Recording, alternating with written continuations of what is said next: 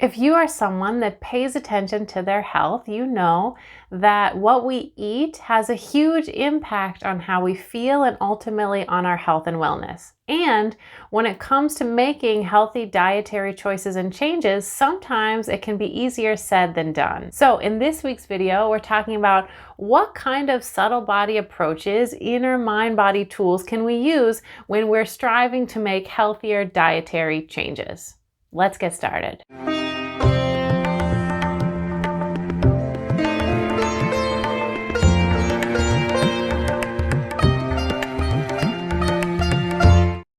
So, what do we do when we want to make healthy dietary changes? Well, I'm going to give you 2 keys to start working on. The first is a bit of a mind shift along with a technique. The mind shift that I'd ask you to make is to recognize that when it comes to food, it's not about what it's about. Often, the emotions that come up, the habits that come up with food are not about the food themselves, but are actually linked to something deeper in our system. One of my favorite writers and teachers on this subject, and someone that's helped me a lot with my relationship with food over the years, is Janine Roth. She is a wonderful author, and I really recommend her books. It was really listening to one of her audios 10 plus years ago. I was in acupuncture school, and she got to the point in her audio where she said, you know you have a problem with food where you feel upset and all you can think about is the next thing that you're going to eat. And at that point, I remember sitting in my room listening to that audio, and I just burst into tears because I knew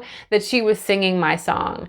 I'm someone that struggled with, feeling upset and using sugar as a way to cover over emotions, or having flashbacks to being a little kid and wishing my mom was there after school and eating cookies instead, or really understanding that moment when I knew, oh, maybe my mom won't know if I eat 4 cookies instead of the 2 that I'm supposed to have. So we can see that food and love get really intertwined. So the first step and tool to really looking on feeling clear to make healthy changes is to, number 1, start to find out what's underneath. What are the things that food is linked to? What do I associate it with? What do I use food as? Is it something that I want to feel or something that I don't want to feel? Whatever it is, starting to explore, to journal, and we teach in our Body Wisdom Academy really a quick method for how do I trace this down to what I call the basement of what's really going on. So any way that you can start to get into these deeper levels is a subtle body technique of seeing how is my mind and my body wiring this together. So number 1 is what's underneath. And number 2 is what I call fall with awareness.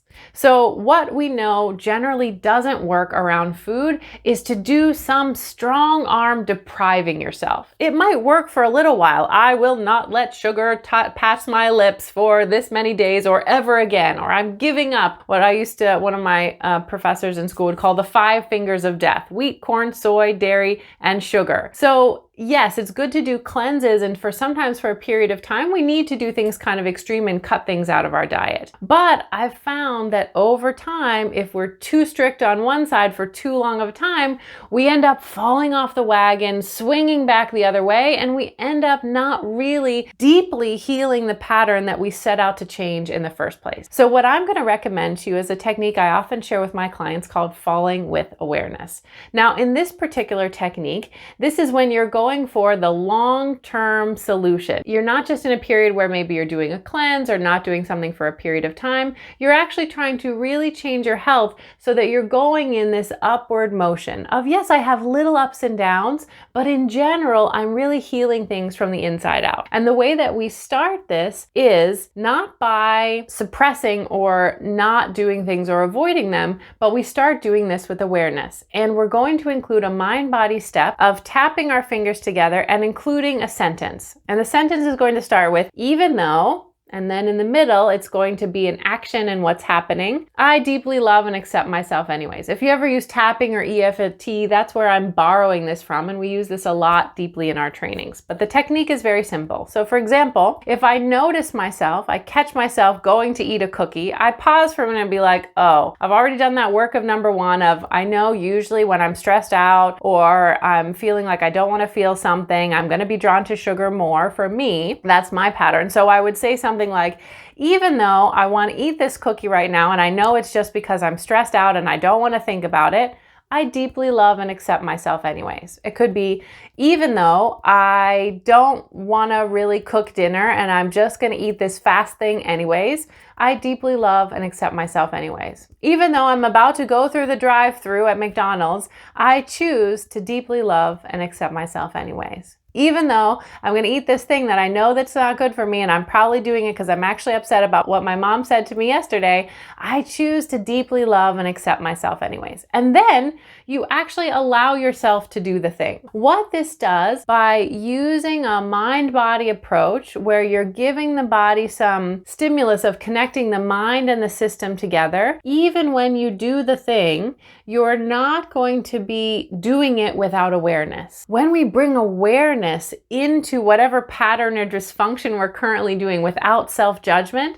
it will actually move us on this upward trajectory over time. So what I'm asking you to do in your food choices is not to commit to perfection, but to commit to awareness. When we commit to awareness, we are committing to seeing ourselves as we really are, which is a level of self-love that will help to carry you through whatever changes and challenges you are making. It's not easy, but it's good work and you deserve it. When you commit to awareness, you commit to loving yourself just as you are, no matter what happens in your outer world. So I hope these tips have been helpful. When you're working on those dietary changes, I want you to, 1, find out what's really going on underneath, and 2, commit to falling with awareness. You are a soul with a body. I'm wishing you great things.